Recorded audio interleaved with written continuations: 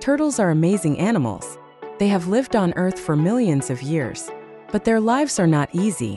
When baby turtles hatch, they must quickly run to the ocean. It is a race for survival. Many dangers are waiting for them, like birds and crabs. Only a few make it to the water. In the ocean, turtles face new challenges. They swim long distances in search for food. But there are also many dangers in the ocean. Big fish and sharks try to eat them. Human activities also make life hard for turtles.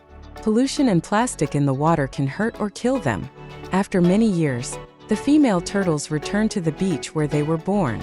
They lay their eggs in the sand and then go back to the ocean. The cycle of life continues, but it is full of risks. Today, turtles are in trouble.